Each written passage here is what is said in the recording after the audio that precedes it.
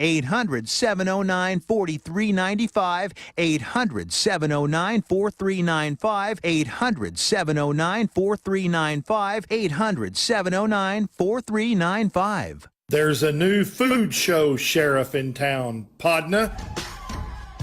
Trey's Chow Podcast Live will feature celebrity chefs and pitmasters with celebrity mixologists with creative cocktail menus from distilleries statewide.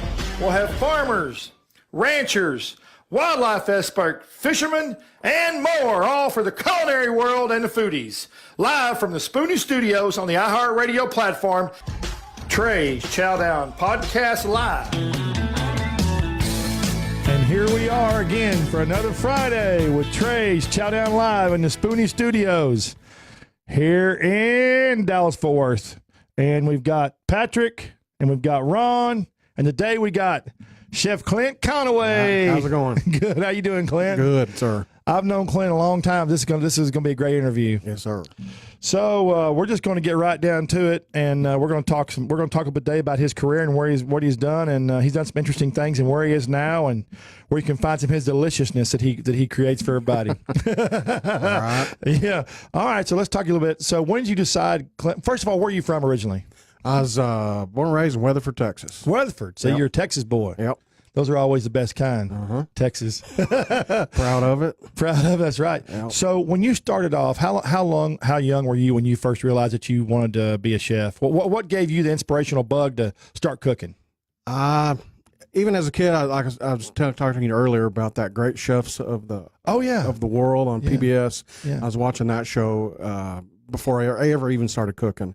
But one time, my buddy, his dad, ran the Driscoll Hotel in Austin. We went down there for a little spring break, and took a tour of the kitchen, met the chef that day, and I knew that day that's what I wanted to become, was a chef. So That was a great. Driscoll awesome. was a great hotel. It's really cool. Yeah, and we talked about that show and about how you on PBS. PBS does a lot of great shows, but that was kind of cool. I don't remember that show, but the way you talked about, all they did was show the food in the chef's hands. Yeah, you never saw the chef at all. Boy, has that not changed. Yeah, just the food. It's the other way around now. It sure is. You see all the chefs and little of the food. That's right. Yeah. It's celebrity status, but that's what happens. Yeah, some of them don't even cook anymore. That's right. That's right. No, they create the menu. That's right. That's why they get busy. So you did the Driscoll Hotel. Then where'd you go from there after you saw that? I had to finish up high school. That was still in high school. I got out of high school and messed around with a little bit of junior college and knew that wasn't going to be the road for me. Yeah. So I enlisted in Ames Academy, which is a defunct cooking school now. It was in Dallas. I went that. I graduated top of my class, best in knife skills, and then started working. I had to do an internship. I worked at the Harvey Hotel for a little bit, and then I went to work for my mentor chef. His name was Willem DeFroy, and he started Sambuca's. I like still Sambuca's. Around. He was the founder of the food, and he had opened his own restaurant called the Ocean Grill, and I started working there. And he had fired everybody, and I became his sous chef, and took off. That's where I learned for the love of the food. For the love of the food. Ames Academy. How long have they been there? But before you went to, do you know? I think they were around. They were a bar school to begin with. Oh, they were. Then they went into the culinary side, and I think they ran that for maybe 8 years after that. How long were you in school? How long was your schooling there? It was about a year and a half, but it was all day. Every day? It was an 8 hour. And then we had to do almost a 3,000 hour. Oh wow! Extern. So when you were in that cooking school, you pretty much learned everything, correct? In school, you learn techniques, terms, safety, sanitation, type stuff like that. But really learning is at the job. On the job. That's true with any kind of. Because some of the chefs will say it was for them, it's not for them. They just kind of know when they get started, kind of like how it's what you put into it. A lot of you get out of it what you put into it, and like there's a lot of terms and techniques and I do think you're correct about on the job. Being a restaurateur, I'm a firm believer that you learn most of your work on the job. That's with any job, really. I believe school is good if you can do that, but I really think that you learn all the skills and all your you gain all your knowledge stuff on the job, making mistakes, trying new different things, mixing things, trying menus, trying concepts, that type of deal. Learn from your mistakes, and each restaurant you work at, there's something to learn from, good or bad, and that's what I tried to do. And as younger, I didn't have a wife or a kid or, responsibilities like that. I just worked at places where I could just learn, and I just wanted to learn from the best that was around. I worked for Louise Lamsendorf here in Fort Worth at Bistro Louise. Oh, yeah. I worked there. So I like to say I was European trained, but I didn't have to go anywhere to get the training. So your first job, what was it like the first day you walked in, your first chef job when you walked? Can you remember? Oh, you're not that old. You're nervous. Yeah, you're nervous. Really know. A funny story. My very first chef job, actually, I got fired from it. And he wanted me to cook potatoes, and they stayed in the pot so long that he went to go grab the potatoes out, and it was just water.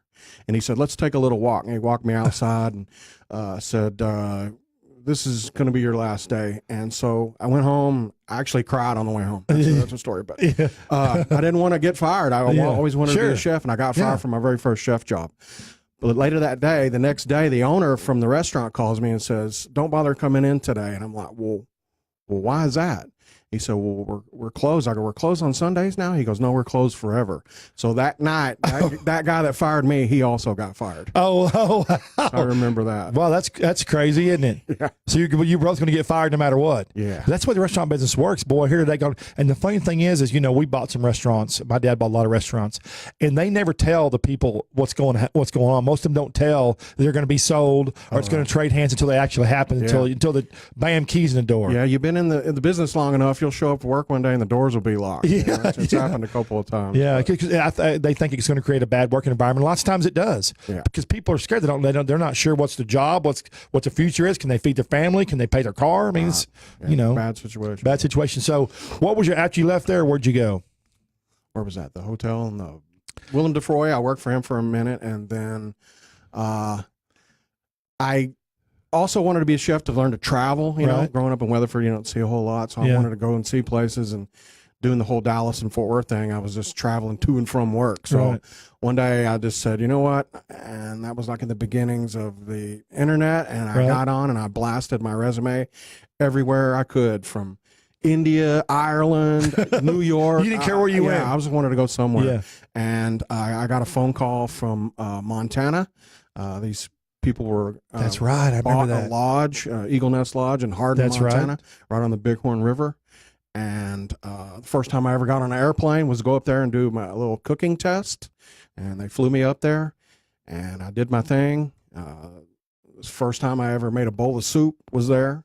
I didn't even know how to make it. I just boiled potatoes and kept thinning it down until it was soup consistency. And they still say that was the best soup that they ever had in their life. That was the first time. That was okay. What was the name of that lodge again? Eagle Nest Lodge. Eagle's Nest Lodge in Billings, Montana. Hardin, Hardin, Montana. Yeah, east of Billings. Okay, you never been on a plane before. How long? So when you got on that plane, how long a flight? Did you have to take two different planes? I went through Denver and I had to catch another flight and stuff. And that was a big deal. Never been on an airplane. That had to be a big deal for you being a young chef. I mean, that had a big deal. It was pretty cool. And then they offered me the job right there on the spot, but they still had another interview. And I said, look, go ahead and interview this other guy to make sure.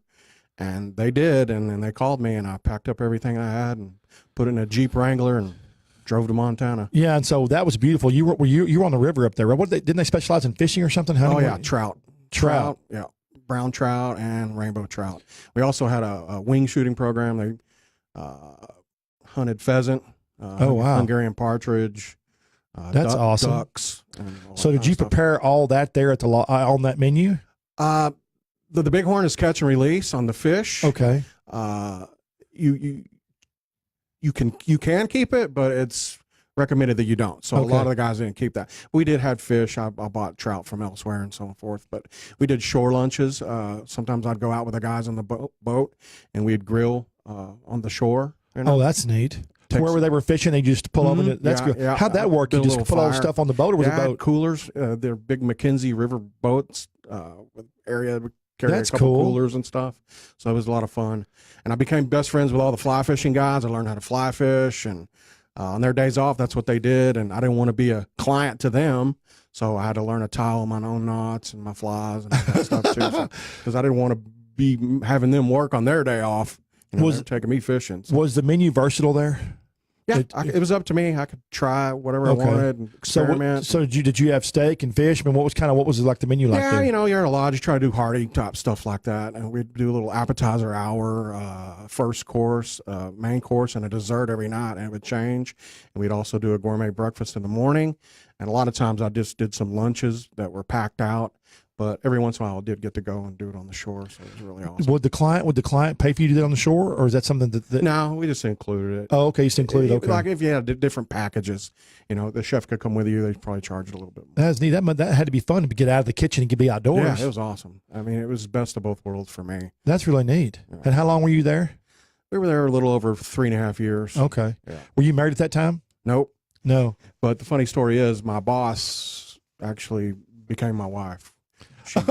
Wait, what? Yeah, I was working for her and her husband, and her husband had gotten sick and passed of cancer. And I stayed on. Oh. I stayed on, and we kind of fell in love. And she was originally from Texas, and so when the lodge sold, I brought her home back to Texas. Oh, so the lodge sold to different. Okay. Yeah, because he passed, and it was a lot of work. Oh yeah. So was it a big lodge? Yeah, we had 8 rooms, I think. Okay. Yeah. How far was it from like the airport, or they flew into Billings for sure, and Hardin is like right on the cusp of the Indian reservation. Okay. Crow Indian reservation. Okay. So we're way out there. Wow. Right on the Bighorn. What was your favorite thing to cook there? What was your favorite thing that you ever made at the lodge? I started messing around with different flavors and stuff. I got into making like handmade pot stickers of all crazy things. Oh, wow. I love pot stickers. Yeah, just for a little. I love pot stickers. I mean, these people, they didn't expect that kind of food because I started playing around with the hors d'oeuvres and stuff. So it allowed me to experiment and play around and test stuff. And it's also like a couple first times where I had to go speak and introduce myself and talk about the food. And it helped me get over, being nervous around people and stuff like that. So the first couple of times I was pretty nervous talking to the folks, but I got over it by the end of it. The funny thing is people look for experiences, and that's a great experience. You can go to a lodge, you can meet the chef, eat his food he's made, prepared, and talked about it. I mean, that's really a neat deal. It led to a lot of things. One guest came in, and he sat on the board of the American Institute of Food and Wine out of Baltimore, and he invited me to go to Baltimore and cook a dinner for their chapter, about 115 people, and he flew me first class to Baltimore and had a limo driver waiting for me when I got out with a little nameplate and everything. Man, I felt like I was a big deal. And Robert Mondavi and Julia Child sat on that board at that time. Oh, wow. The both of them. So I got to do a Montana-inspired dinner. Was it good? Of course it was good. Well, I did some crazy stuff. I did like a elk carpaccio. Oh, wow. Antelope consomme. I did. What does el carpaccio consist of, and how's it made? How's it? Carpaccio is typically a beef shaved real thin, served raw. So on that elk carpaccio, I just rolled it in some crushed peppercorns, froze it, and then shaved it real thin. It's usually served with horseradish. Oh, I bet that was good. And some little radishes and stuff like that. I love elk meat. It just melts. In your mouth. Really good for you. Yeah. No fat. No fat. Yeah, that's good. I don't know. Look at me. I think it looked like I ate some fat. Fat's good now. Fat's good. Yeah. Fat boys like to eat. Look at me. Yeah. And under each one of their tables, I wanted to bring some Montana to them. And there's a beer up there called Moose Drool. Moose Drool? Yeah. That's the name of the beer? It's made out of Missoula, Montana. So I had flown a 6-pack of Moose Drool to set under each person's chair in the whole dinner, and they all got that complimentary, a 6-pack of Moose Drool from Montana. You can't fly any more liquids on the airplane, and that suck. That was how long ago was that? When was that? I didn't fly with it. You shipped it? I had it shipped up. Okay. Now, you probably said I wasn't listening to you very well, was I? That was in the 2000s, 99, 2000, 2001. Boy, it's changed now. That's 20 years ago. Yeah. So you went back, you were at the lodge, and then did you move back down here after it sold? Yeah. One other thing about the lodge, because I wanted to travel and all that kind of stuff. Well, every year, the lodge, I only worked 8 months out of the year, and I was paid for full year. Yeah. So I had 4 months paid vacation. You're like a school teacher. You worked 8 months and got paid and then you got paid for 12. Yeah, that's a hell of a deal. And 4 months off paid vacation. So I used that to travel. We ended up going. We'd go to Cabo, like you grew up in Florida. Yeah, we go to Cabo for 3 weeks. Oh, wow. Every year for those 3 years. And we spent the 2000, the whole scare of 2000. Yeah. Y2K? Yeah, Y2K. I was in Cabo San Lucas. So I never thought that was going to happen. That's just me. I'm not superstitious or anything. I don't know what's going to happen. So drinking tequila. They throw a lot of things on you nowadays. You got to decipher if you think it's going to happen or not. I just don't think, So if I thought it was going to happen, I'd want to be having fun in Cabo. There's a lot of culinary experience in Cabo too. I mean, you can get a lot of different kind of foods and great culinary experience flavors down there. It's fun because we fish and catching tuna, and I was doing seared tuna, rare, fresh out of the ocean. That's where I was introduced to like coastal Mexican cuisine. Oh yeah, that's the good stuff. Yeah, that's kind of I really like that type of food. You learn a lot of that, and then there's a lot of fresh fish in Mexico. There's all kinds of stuff in Mexico. Yeah, I caught mahi. We caught striper. We caught tuna. What's the difference between coastal Mexican cuisine and central? I mean, obviously the seafood part of it, and just Mexico's really cool because the food's regional. Right, depending on where you are in Mexico, it's regional. Yeah. And I just like those, still the spicy flavors, jalapenos, ceviche. But not overpowering like we talked about a while ago with the spices. Right. Ceviche, the fresh lime and stuff. There was a place we'd stay, limes growing on the tree, so everything was fresh. And it was a really fresh cool is just makes such a big deal. It's so big now. I talk about this to every chef that's here. Fresh now, and especially when it comes to fish. Oh, it's got to be. Yeah. Have you seen that? Have you seen that commercial about making bad choices in your life, like choosing gas station sushi? Oh, have you seen that? Yeah. The guy's stomach's. That's not a good idea. No, it's not a good idea. Whatever gave somebody the idea of putting sushi in a gas station anyway? Yeah, it's everywhere apparently. It is now. Yeah, they make it and ship it out. I always tell people about the fish. Being a fisherman, and fish is very versatile. It's like one of my favorite mediums to use when cooking. But even when you go to the grocery store, you walk by, you smell that smell. Fish is not supposed to smell at all. No, I know. Yeah, not even. And people get a raw deal. Oh, it's fishy. I don't like to eat fish because it's fishy, but it's because they've had it and it's been not fresh. And so their preconceived notion is, no, I don't like it. I'm not gonna try it. They eat it one time and they never try it again, and it's a shame. But that's why I say with everything now, there's so many culinary experiences now in today's time. I mean, it's just food and chefs is just gone crazy, the culinary world, and a lot of people won't try new things because they have preconceived notions about what it tastes. But if they'll try it and it's cooked or prepared properly, then they always pretty much like it. Yeah, and you got to try it, but got to try it. And if you did get a wrong experience, maybe try it again. I don't know. But I try so many things. There's one thing I'm not going to try though. Have you seen that craze going on the internet with that eating the live octopus thing in the bowl?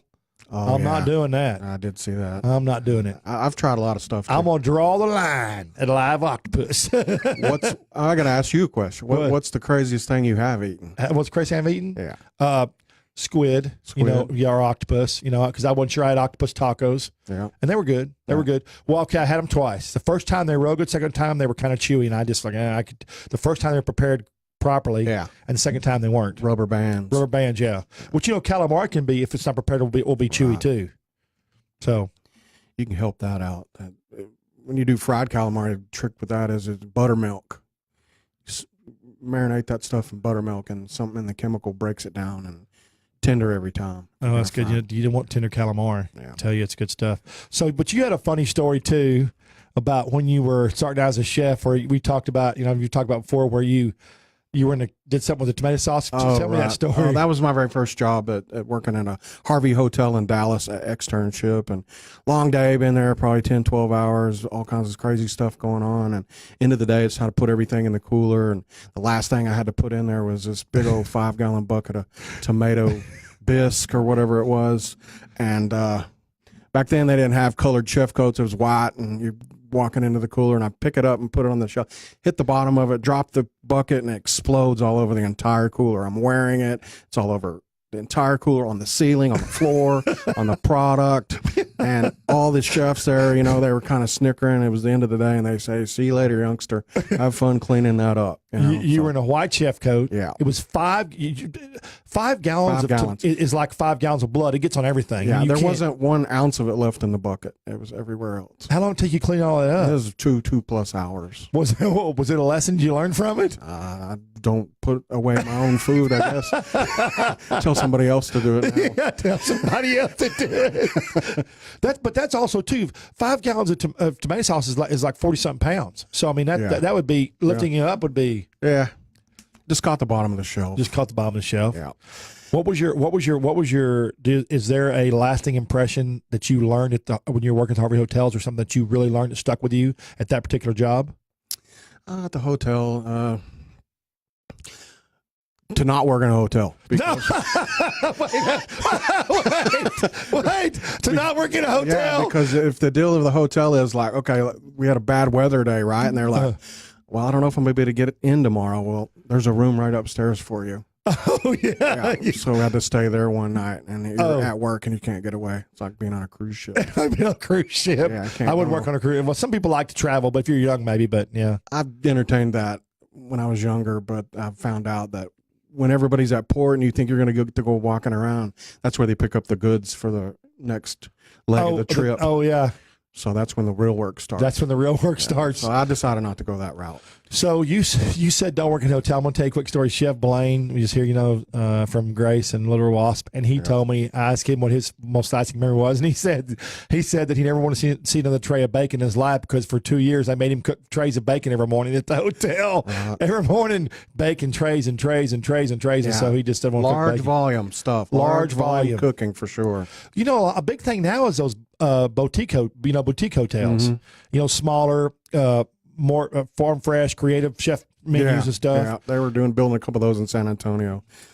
I was down there for a while. Yeah, they're building a lot. They're building a lot of them here now. They're building one on over off Magnolia. Building one on Stockyards. Yeah. And I went to an opening and I went to one of the menu tastings. It was some pretty good stuff. Yeah. And they had a really creative menu and a lot of hotels are going to the chefs with their name on it in the yep. restaurants and stuff in the bottom, not just a generic name for the restaurant anymore. They're including chefs. A few of my chef buddies from San Antonio got involved in that down there. So. Yeah, the Omni over here in Dallas, Omni in Fort Worth, the Worthington in Fort Worth. I mean, they all have restaurants now. It's chefs are to create different farm fresh menus, and it's phenomenal. Yeah, the food's good. Yeah.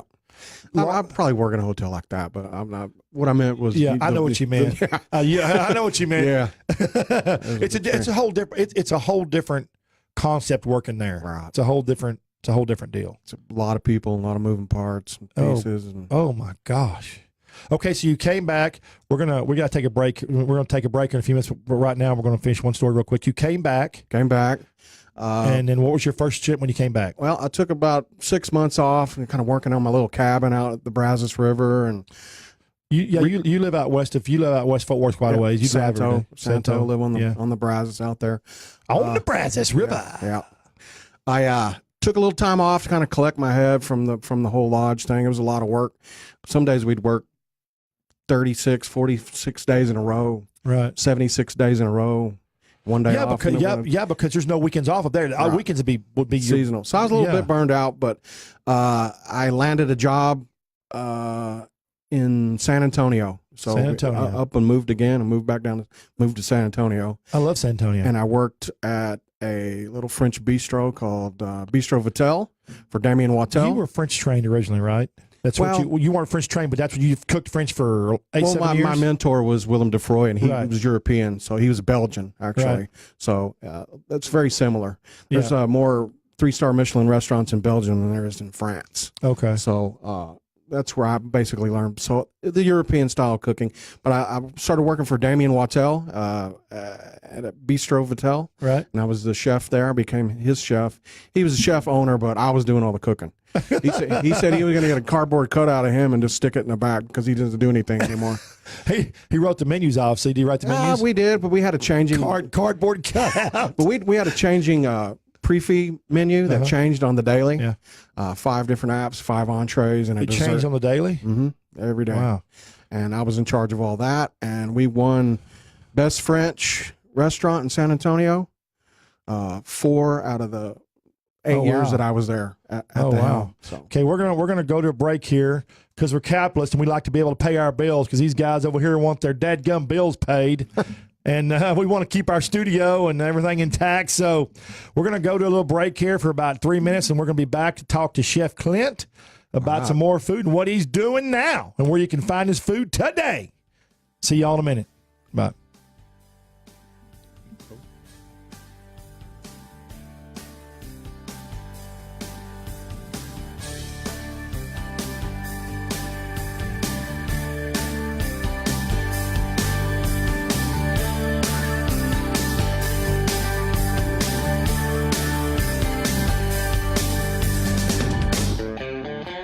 Got an old car? You can donate it, whether it's running or not, to the United Breast Cancer Foundation and save a life. They'll even come and pick it up for free.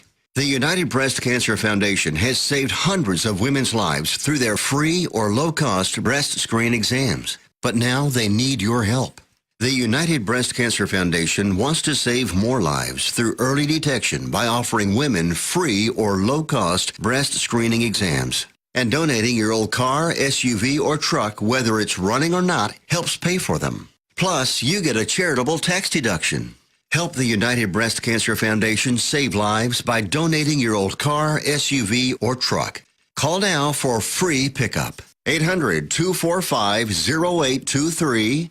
800-245-0823. 800-245-0823. Call right now. That number again is 800-245-0823. Now you can fly anywhere in the world and pay discount prices on your airline tickets. Book a flight today to London, Paris, Madrid, or anywhere else you want to go and pay a lot less guaranteed. Call the International Travel Department right now at Low Cost Airlines. 800-452-1075. 800-452-1075. That's 800-452-1075. Never Forgotten Apparel is more than just a premium women's and men's clothing line. It's a movement to remind us to wear American-made and serve those who serve us. Our heroes. Never Forgotten Apparel gives 20% of their total sales to nonprofits that support homeless veterans and off-duty firefighters, and 50% to individual veterans and firefighters in need nationwide. Check out neverforgottenapparel.com. Use promo code MATT, M-A-T-T, and get 15% off your purchase. Oh, here we are, back on this crazy thing they call spooning. All right, folks, so we're back here with Chef Clint. Yep. And they are giving me a voice again on a worldwide platform. Who does that, Patrick? Huh? Who does that? I'm not sure what we were thinking, but so far it's going pretty well, man. pretty good, isn't it? Yeah. Chef's looking at me like, hey, I can't. What's he saying? We got to give them an earplug. Yeah. All right. So anyway, we're back here with Chef Clint. So let's talk about San Antonio. So you ended up in San Antonio. Yeah. I was working. And where were you working again in San Antonio? Bistro Vitel. Bistro Vitel. Yeah. It's just a little neighborhood. It's not there anymore. It lasted. He had a 20-year run. Oh, wow. On it. That's a long time for a restaurant nowadays, 20-year run. For sure. And it had a lot of famous people in there. Yeah. Tommy Lee Jones was a regular. I like Tommy Lee. He's Tommy Lee no matter what he does. That's why I like him. He didn't change. Yeah.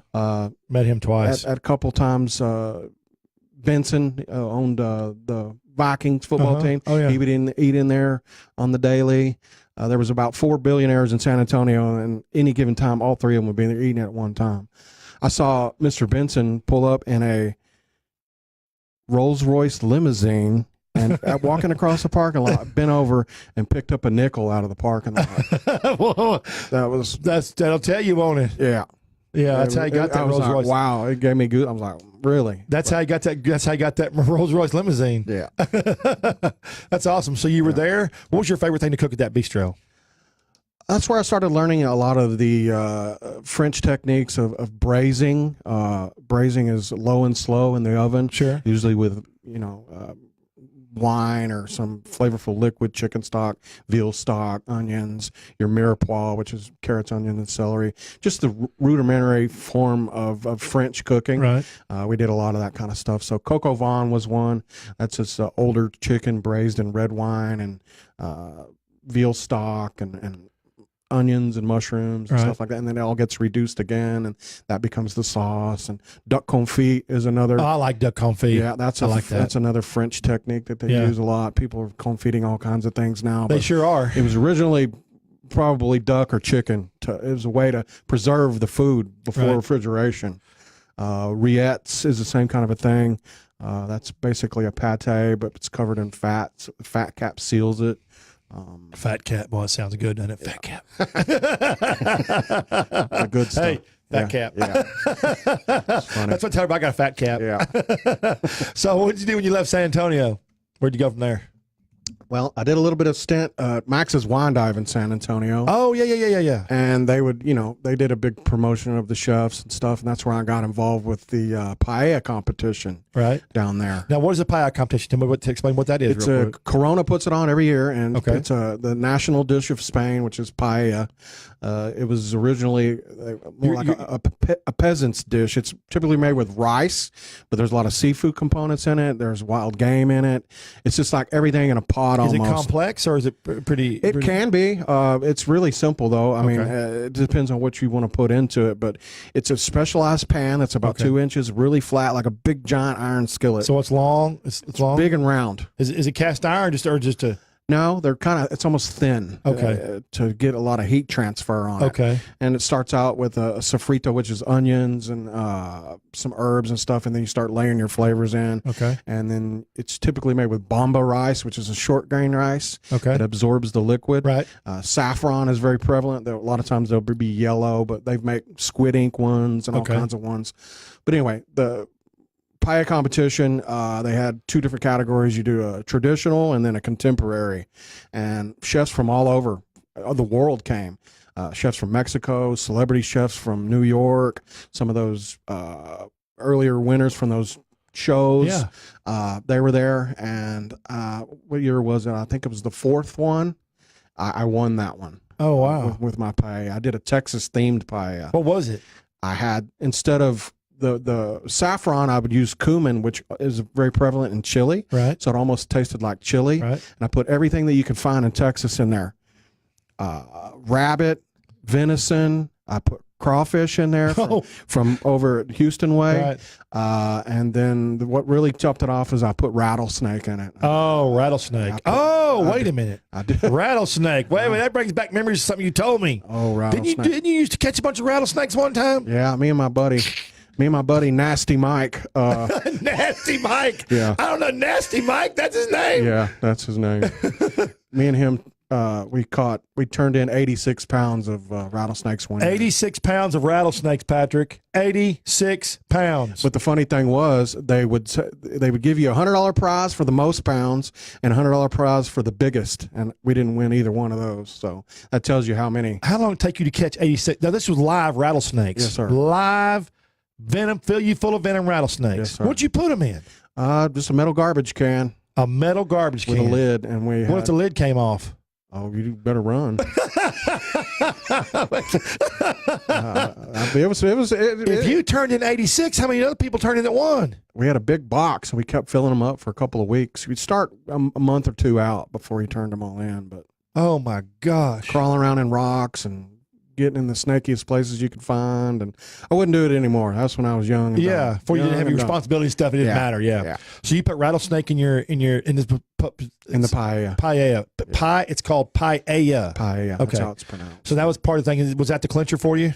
I think it was different than anybody else's, and it was the first year that they did a people's choice. Right. So I was voted in by the people instead of the panel of judges. Sure. You know what I mean? So I think it was a little more authentic that way. What makes people happy? What the people eating the public made happy. Right. And I'd done it a few more times after that. The competition. This is fun. You're not in the kitchen anymore. You're around other chefs that you know, people you may have worked with in the past. Sure. It's fun. Live music, drinking beer. It is amazing. In all the contests that I've judged, everything that I've judged, I've never once had the judges match the people's Right. contest. Never. And I've been doing it a long time.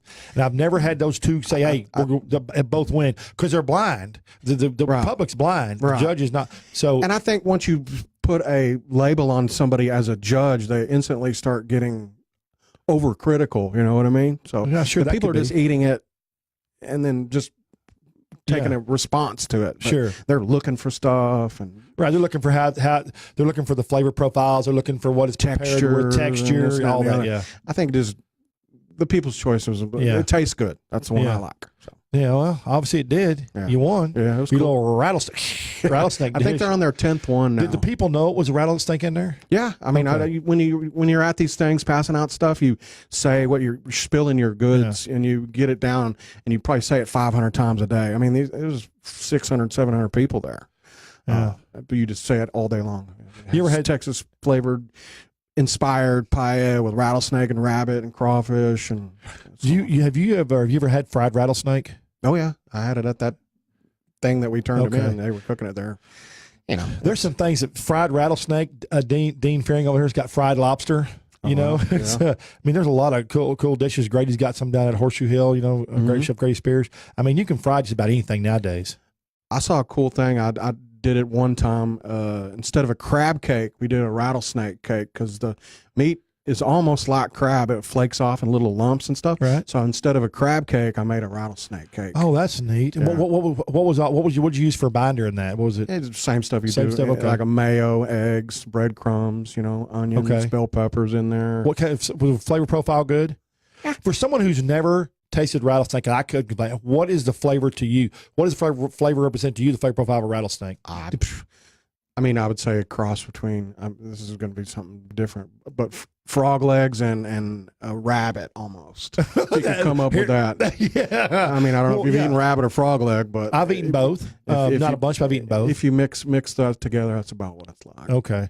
Everybody says chicken, but I'm not going to say that. Everybody uses chicken for everything. What's a chicken? Chicken. It doesn't taste like chicken. No, chicken's got its own flavor. It's a reptile. It tastes like chicken. Yeah, it's a reptile. A slithering reptile that'll kill you. Yeah.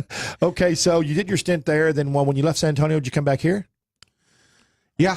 I had a little venture. I tried to a little step out on my own. I tried to open my own Spanish restaurant to kind of go off the heels of that paella win. Sure.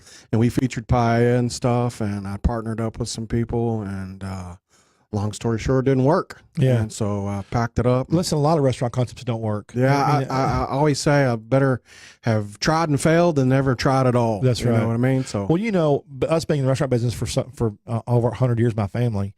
Nowadays, restaurant concepts used to last a long time. Nowadays, a good restaurant or bar concept, man, 3 to 5 years. And you've got to really do some major change. You got to remodel, you got to reboot, or if you change your menu all the time, you got to freshen up the interior. I mean, you just can't go longevity anymore. You've got to make changes. So there's always a new place right across the street. And nowadays, oh my God, Dallas-Fort Worth, the culinary scene is not just here, but L.A., New York, Dallas-Fort Worth, Miami. The culinary scene is crazy. Yeah. The restaurants open up, the new things they do, menus change all the time, seasonally, weekly, daily. I mean, it's just amazing.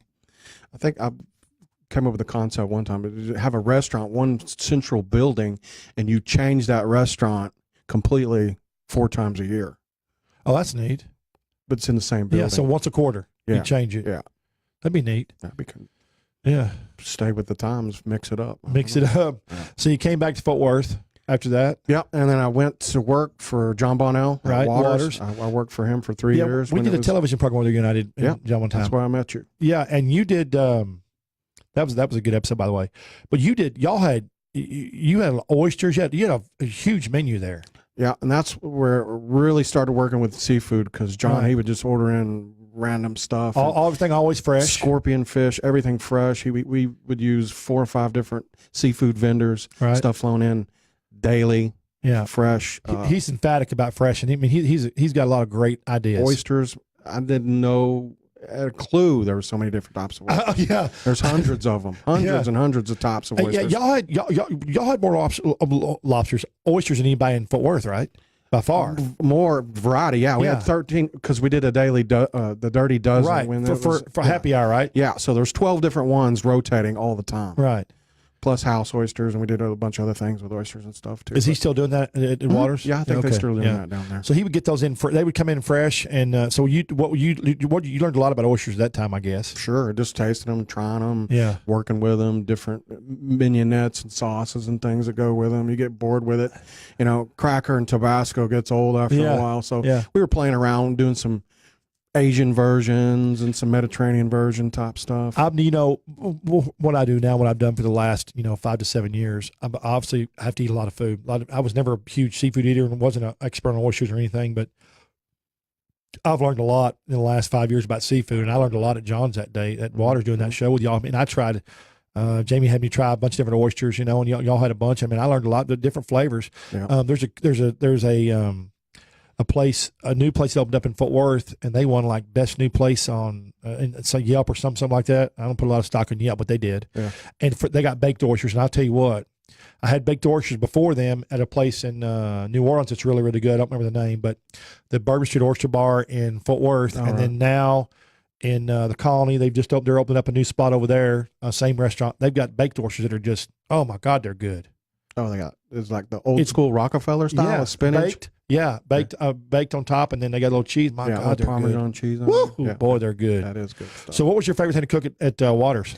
Just the seafood, obviously. One time he brought in, I never had worked with it before, but a scorpion fish. Yeah, what is a scorpion? What is a scorpion fish? It's red. The thing is red. And Just dark red? Yeah, and it's got all these Tentacles? Fins and stuff, and it doesn't really look like a scorpion. I don't know why they call it that, but yeah. And we got it sold. Sometimes you have to work around the names of things, and people are put off by the name. Well, because if you say scorpion to me, I'm thinking venom. I'm thinking no. Right. Yesterday, I saw a show where this guy has a mobile pizza place. He travels all over the country, and he sells scorpion pizza. So he makes a pizza. Have you seen that? Yeah. And but he buys the scorpions. He buys them. They're prepackaged one at a time. The tails are cut off of them. Things are off. They're already cooked or dried, and then he puts them on a pizza. So you eat every bite, every slice has got a scorpion in it. Wow. That's just I don't get it.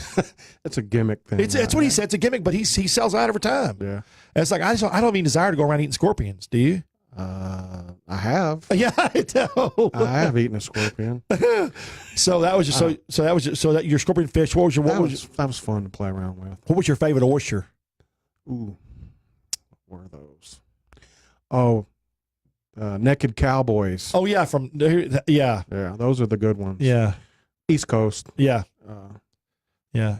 Those are good. I had that too. They're really good. Damn bigs. These things were like this big around. Are they farm raised? No. No. He wouldn't do any of that. Okay. But damn bigs, and I kid you not, the oyster was that big. Was it really? Yeah. But it still had flavor. Yeah. Wow. I mean, it's hard to cut that one up. Generally, when they get bigger, they lose. But that's amazing. That's it was really cool. good. That's the one we did. The Asian They could have just called it Texas size. Yeah. Damn bigs. Damn bigs. So what was your favorite dish besides the fish, or what was your favorite dish to cook there? We were going back to my Mexico roots. The coastal Mexican cuisine. Yeah. We do take some 1 pound snappers, red snappers, and deep fry the whole thing, and it's served with it like a escabeche, which is like a pickled type accoutrement salad to go on top of it. Wow. And some hot chili oil all over the top of that. Every culture kind of has its own deep fried fish whole, Sure. and we would serve it whole, head on and everything, and I bet the presentation was cool. flaky, all the flavors are staying. It was obviously a light batter.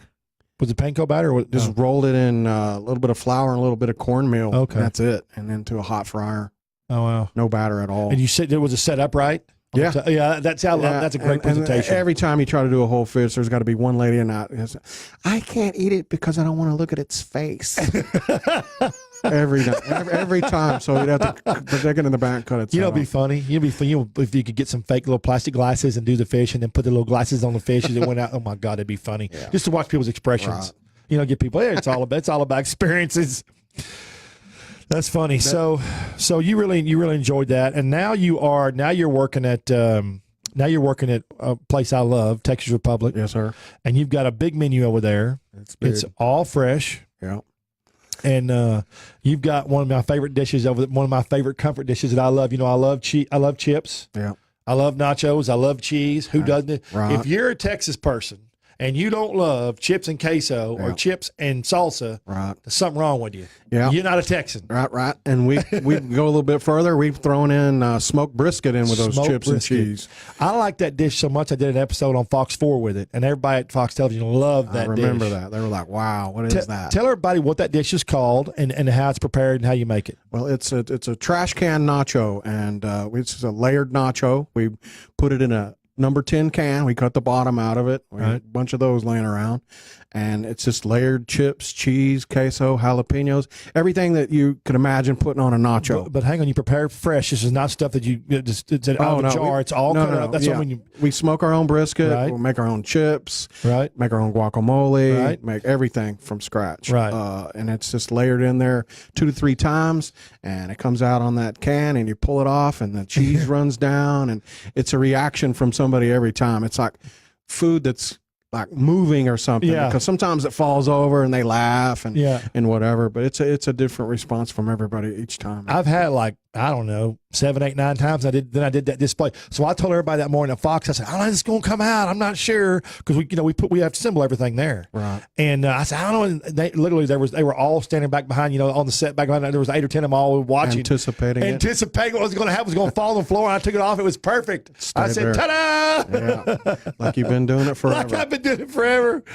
So, eating's all about, it's presentation first, it's aroma second, and then taste third. Right. And so that thing's got to, and every time somebody sees that presentation, that video, they go, wow. Yeah. You sell a lot of it, don't you? Oh, yeah. It's top seller. Is it top seller? Yeah. So so can you run through your menu real quick at Texas Republic? It's a bar first, obviously. It's a bar, but okay, hang on. It gets a bad rap from people because when I tell them Texas Republic Bar and Kitchen, I start telling people Texas Republic. Because if I tell them Texas Republic Bar and Kitchen, they think they're a bar, but in the daytime, you get great food all the time, but you can go there just to eat. Right. And it's got good food. And a lot of people don't really know that about us yet. That's why, yeah. But we do brunch on Saturday and Sunday, and that's where we kind of shine. Those are big food days. Right. We've got football games and so forth going on. We sell some food on Saturday and Sunday. Do you still have a Bloody Mary bar? Yeah, we do that on Sunday. Yeah, that's a big Bloody Mary bar. Yeah. That's a fresh Bloody Mary bar. Yeah, all kinds of house-made pickles, anything you could imagine put in a Bloody Mary, from grilled cheese, bacon, pickled green beans, asparagus, all the stuff. Everything's prepared fresh too. It's not like it's not prepackaged bar food. I mean, I treat everything with respect. I've often said, if I'm making a cheeseburger, a chicken wing, or searing a piece of foie gras, it's the same love that goes into it all. All. We fresh ground meat, make our own hamburger patties. You know what that's called, don't you? Love. It's called passion. Passion for what you do, man. That's right. Passion. You got to do that. That's right. But you've got award-winning burgers. I've had I don't know, 5, 6 year burgers. Yeah. What's the really big burger? What's the burger with the big cheese skirt on it? Oh, that's the jalapeno popper burger. Okay, yeah, and it's got a big cheese skirt to out. Yeah, we use like a cream cheese, cheddar cheese spread, almost like to assimilate with. Right. Some poppers have that in there, and then we have 2 poppers with cheddar cheese in them, ranch aioli, bacon, more jalapenos on that, and another popper on top. It's a big burger too. That's all served on a tray with French fries, right? Yeah, it's good. Yeah, people like that. That's a top seller on the burger too. Yeah. And then we have a brisket burger as well, and then the classic burger. That's everybody's favorite. The classic is straight up. You have one more big burger, but you've got the jalapeno popper. Do you have another big brisket burger? Brisket burger. Okay, yeah, it's got fried onions on it. That's bacon. right. It's about that tall, right, or something? Yeah, it's a big old patty, and then big old helping of chopped brisket on top of that, and then onion rings. What's crispy fried onions? Yeah, and did you make fresh there? Yeah, everything's fresh. I'm gonna say again, no prepackaged bar food. No prepackaged. Nope. I'll tell you, wings. We'll talk about wings for a minute. Yeah, let's talk about wings. I bring them in fresh, and they're brined. I brine them for 24 hours. Nobody does this for a chicken wing. I brine it for 24 hours. Then we strain those out, fry them once, and then they get refrigerated, and then we fry them again. So that's a lot of effort to go into cooking a chicken wing. Okay, for the average person who doesn't watch Food Network or anything, tell them what brining is. Brining is just a solution typically of it's soaps. equal parts salt and sugar and to a gallon of water. 1 cup salt, 1 cup sugar to a gallon of water. You can also add other flavorings in there, some chili flake or peppercorns or bay leaves or whatever you want to put in. Doing the brine for 24 hours, it creates a certain flavor profile in that wing. Also, it breaks the meat down and it causes it to be tender. That's why anybody that ever cooks a turkey at Thanksgiving, it needs to be brined. That's where you get the most juiciest, tender. Juicy, tender. Gotta love that succulent meat. Gotta be brined. Gotta be brined. And that's for a chicken wing. So that just kind of lets you know what kind of love and passion. Hey, we can start a new campaign. I brine. Get some stickers made. You got to do it. They're brining everything now, but yeah. So how many? It's a big deal if you're watching the food shows. How many different flavors of wings do you have? I think we're rolling with 6. And you make your own hot sauce. Yep, I do. And you make your own salsa. Yep. What's your favorite wing you sell there? I like that Texas hot. That's what I call it, Texas hot. TXX hot, and it's based with serranos. I throw in a couple little habaneros, give it some heat. Some other little secret ingredients I can't disclose right now, but people like it, and I do warn them. It is hot, and hang on now. Everybody's different. Everybody's level of hot is different, right? You know, I eat a lot of hot stuff. Yeah, I do too. And when I tell them it's hot, it's hot, brother. It's hot. I go. A lot of people tell you that, but I'm telling you, it's hot. Yeah. It's hot. What's your favorite thing on the brunch menu? What are we doing on that brunch menu? Just being from classically trained, I have a version of Eggs Benedict. We call it Texas Egg Benedict. Is that what you served me that one day? The Texas No, Egg? No, I was messing around with you that day. I just made you something special. That was good. Yeah. I like that. Yeah. I like it when you do that. I like to have special stuff. That was like a version of a... Makes me feel special. Yeah. You are special. Yeah, I'm special, all right. No, my mom was saying, Trey, you're special. I knew what she meant. But that... Texas Eggs Benedict, we just put it on buttermilk biscuits, sausage. Yeah. We poach the eggs, obviously. That's what a poached egg comes. And then Texas cream gravy on there. What's awesome is you can go to Texas Republic, and you can have brunch, and you can watch a TV screen the size of an 18-wheeler. Literally, it's that big. Yeah, it's huge. And so if you want to watch football, baseball, whatever, I mean, and it's not unless it's some crazy major sporting event, there's so much room there that you're not cramped. You can eat great brunch, have a few drinks. Even if you don't want to drink, if you just want to have a great brunch and watch TV, you don't have to drink to go in there. Yeah, there's plenty of people coming in just for brunch. Oh, yeah. And now we got upstairs with another big TV up there. Oh, my gosh, that new patio is phenomenal. Yeah, it's awesome. I think it's the biggest patio on 7th Street, isn't it? By far. Inside or outside, I think. Yeah. I mean, it's big. Real big. And so brunch, and then what time? You all serve food all the way to 2 a.m., right? No. 12. Kitchen closed at 11. 11, okay. Yeah. And I was going to guess 11. It gets into the drinking time. Oh, that's right. It gets crazy after midnight there, doesn't it? Yeah. For some reason, their business, they get hammered between 11:30 and 12. I call it about 9:30 booty shaking start. Booty shaking starts. That's when it happens. Well, because y'all have a lot of great DJs coming here. You got DJs. I mean, some of the DJs are phenomenal. Like y'all had. Did you have Snoop Dogg? No, you didn't have Snoop Dogg. Who was it? Little John. You had Little John. I love him. I don't know. There's been a bunch, but they do a good job of entertainment there. Right. Yeah, it's a big deal. Yeah, but they got Texas Republic, they got the Yard, they've got Landmark, they've got Club I Love in Dallas in Uptown Theory. Mm-hmm. Boy, that place is cool. I mean, talk about watching people. I love to watch people. Yeah. Going to drink some whiskey, but I love to watch people, and it's always fantastic. Yeah, these are the places to do that. I'm telling for you. sure. I'm telling you, I love the new patio. You can look down. There's no other place on 7th Street you can look down. You can look all the way down that street there, all the way down. What's that street? Oh. That's I can't remember what that street's called. Anyway, you can look all the way down the street. You see people coming, whatever. Yeah, it's a busy little area nowadays. It is busy. That place used to not be like that 10 years ago. No, it wasn't. No, it's grown in the last 3 years. It's been crazy. Okay, so what's your favorite thing on that menu? If you're going to eat, what was your one thing you'd like there? I mean, that brisket burger is pretty hard to beat. It is good, isn't it? Yeah, hard to beat because we do smoke our own brisket. That's a 12-hour smoke. That's awesome. All right, guys, so we are going to, if you're looking for Texas Republic Bar and Kitchen, you can go to Texas. It's Texas. You can Google Texas Republic, but they have obviously on Facebook. They're on all social media. They do a great job on social media. It'll pop right up. It'll pop right up. Yeah, they're big time. And if you're looking for some of Clint's menu items, I'm telling you, the menu over there is great. It's all fresh, prepared fresh. You'll have it's just if even if you're not drinking, if you just want to go eat, hang out. It's a listen to good music. place after drinking too. Yeah, it is. Brunches are good Yeah. hangover cure Yeah, they're stuff. good hangovers or day drinking hangover cures. And if you're looking for us, you can find me at Trey'sChowdown.com, all our social media, YouTube. If you're looking for us on Spoonie, you can find us at Spoonie.com or just at Spoonie on all the platforms. And if you want to watch our shows, you can rewatch them anytime on YouTube. And also they're replayed weekly on iHeartRadio and Dash. And then, of course, you can tune in every Friday. And Clint, we really enjoyed having you here, Thanks, man. Trey, man. It's been Yeah, fun. so you're going to be there for a while. And then if they want, you're on Facebook. If they want to check you out, you're on Facebook. Yeah, a little bit. He doesn't really like social media. He hates telephone. For God's sake, don't try to call him. Yeah. He'll call you back in about 24 days. Maybe. Maybe. But we really enjoyed having you here. Thank you, sir. I appreciate it. And hopefully we'll come see you at Texas Republic. Yeah. And I will. And we've had another great show here. Hey, actually, to listeners, you can find it at TexasRepublicFW.com, and I'll post that on this right after we wrap up. So Texas Republic. What? yes, TexasRepublicFW.com. Well, I don't know what I'd do without you guys in the booth in there. I don't know what I'd do without y'all. I don't know what I'd do without you in there. I'd be kind of bored. I had nothing to do. Yeah. Okay. That's good. Anyway, we really appreciate you being here, Clint. And we had another great show here. Tune in next Friday live at 10 and we will see y'all about then. Hey, we got any events coming up this weekend? No. Nothing? No. Nothing? I got That's events good. I'm going to, but nothing that I am a part of. Yeah, well, good. You finally get to take a nap, dude. You sleep less than I do. I got the events. I'm just not hosting or I'm going to go. I don't have any part in it. You get to be a fan this time. Yeah. All right, man. Hey, y'all have a good weekend. See you.